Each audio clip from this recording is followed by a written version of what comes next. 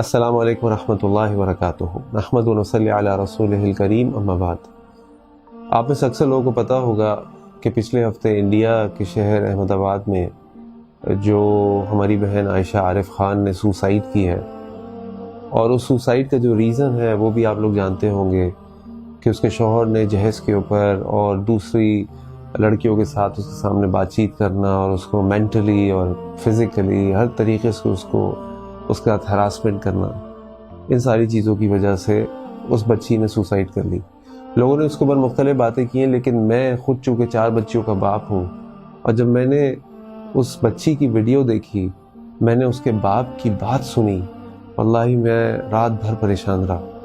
ہم اپنی بچیوں کو اتنے نازوں سے پالتے ہیں، ان کا خیال کرتے ہیں، ان کی ضروریات کو پورا کرتے ہیں، ان کی بہترین تربیت کرتے ہیں، اور جب اللہ تعالیٰ ان کے لیے کوئی اچھا رشتہ بھیجتا ہے تو ہم اپنی طرف سے جو کچھ بھی تحقیق کر سکتے ہیں، چیک کر سکتے ہیں، انویسٹیگیشن کر سکتے ہیں، کر کے اپنے جگر کے ٹکڑے کو، اپنے دل کے ٹکڑوں کو کسی کے حوالے کر دیتے ہیں۔ جو ان بچیوں کو اپنے گھر لے کر جاتے ہیں، ان میں سے کچھ اتنے ظالم ہوتے ہیں، ان کی مائیں، ان کے باپ، ان کے خاندان اتنے ظالم ہوتے ہیں۔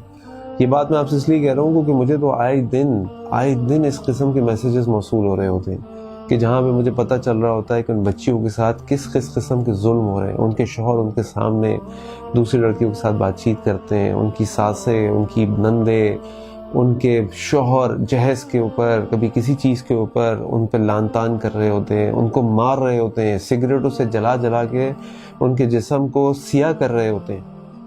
اور اس کے باپ نے بالکل صحیح بات کہی۔ اگر آپ نے اس کے باپ کی بات نہیں سنی تو آپ سنیں اس کا باپ ہم سے کیا کہہ رہا ہے۔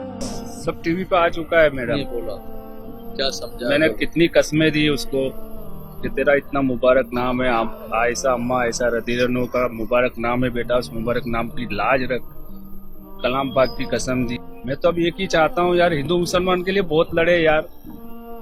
اب میری عائشہ چلی گئی، نہیں آئے گی، وہ مجھے بھی پتا ہے وہ نہیں آئے گی۔ اس ظالم کو جیل کیا، اس کو پھانسی ہو جائے گی تو بھی نہیں آئے گی۔ ارے وہ جہاں کی ساری بیٹیاں میری عائشہ، ان کو بچا لو بس۔ میں اتنا ہی کہنا چاہتا ہوں، مجھے اب اور کچھ مت پوچھو آپ، مجھے اور کچھ نہیں کہنا ہے۔ بہت لڑ لیا یار، ہندو مسلمان یار، بیٹی کے لیے لڑو یار، بچا لو میری دوسری عائشہوں کو، مت بھرنے دو۔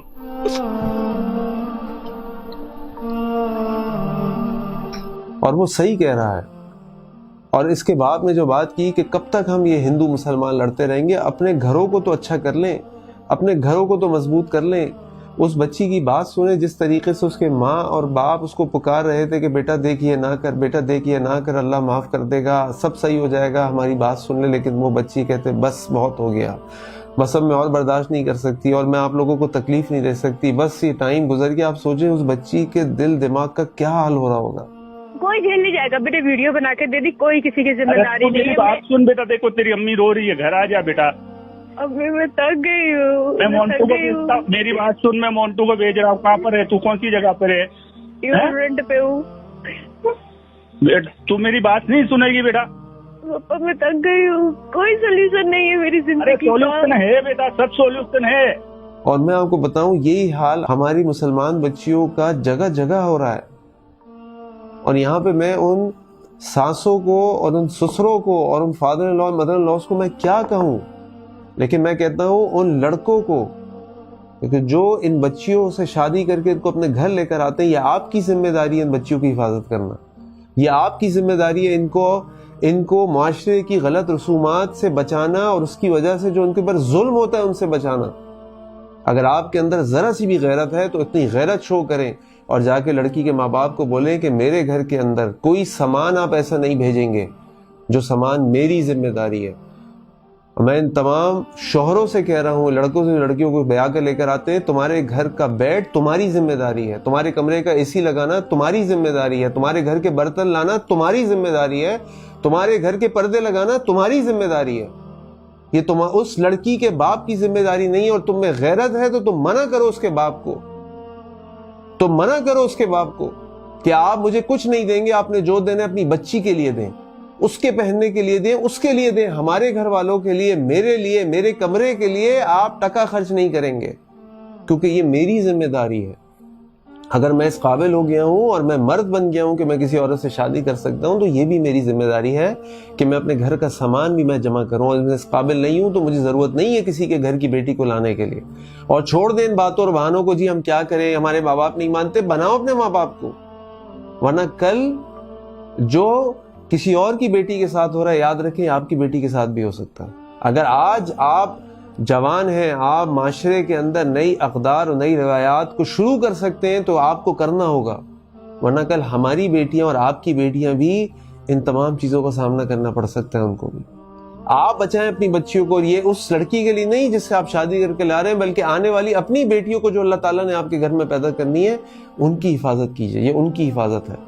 جب بچہ پیدا ہوتا ہے تو ماں باپ کی ذمہ داری ہے لڑکی کے کہ وہ لڑکے اس آنے والے بچے کے 1 سال کا سامان آپ کے گھر میں بھیجیں.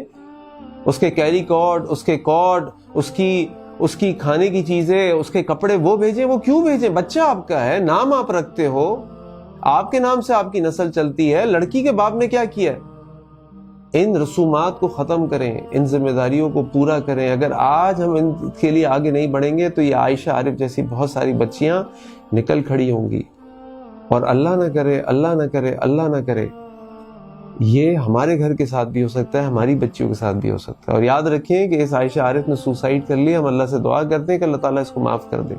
اس نے جو تکلیفیں دنیا میں اٹھائی، اللہ تعالیٰ اس کی مغفرت کا ذریعہ بنا دے اس کو. لیکن یہ اس کی سوسائڈ نہیں، یہ ہم سب کے چہرے پہ تماچا ہے.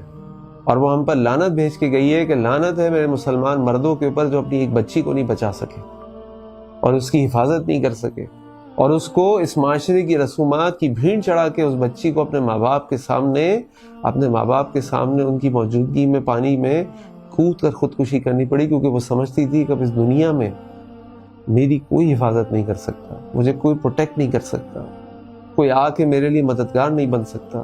تو اس نے کہا میں اپنے اللہ سے ملتی ہوں، میرا اللہ جانے اور میں جانوں، دیکھا جائے گا وہاں کیا ہوگا. میں جنت میں جاؤں گی، جہنم میں جاؤں گی. آپ سوچیں تو صحیح اس کا حال. یہ میری اور آپ کی ذمہ داری ہے کہ اپنی بچیوں کی حفاظت کریں اور ان رسومات کا خاتمہ کریں اور کھڑے ہوں اس کے لیے، لڑیں اس کے لیے، اپنے ماں باپ سے، اپنے خاندان سے، اپنی برادری سے، اپنی روایات سے ختم کریں اس کو. اور شادی کو اور شادی کے بعد ہونے والی تمام چیزوں کو آسان بنائیں، ورنہ زنا عام ہوگا، ہماری بچی ہمارے گھروں میں بیٹھی رہیں گی، ہماری بچیوں کے ساتھ وائلنس ہوگا. اللہ تعالیٰ سے دعا ہے کہ اللہ تعالیٰ ہم سب کی بچیوں کی حفاظت فرمائے، ہم سب کی عائشاؤں کی حفاظت فرمائے. اللہ تعالیٰ ہم سب مردوں کو یہ غیرت دے کہ اپنی بچیوں کی حفاظت کر سکیں اور اپنی بیویوں کا خیال کر سکیں. سبحانک اللہم وبحمدک، اشہد ان لا الہ الا انت، استغفرک واتوب الیک. السلام علیکم ورحمۃ اللہ وبرکاتہ.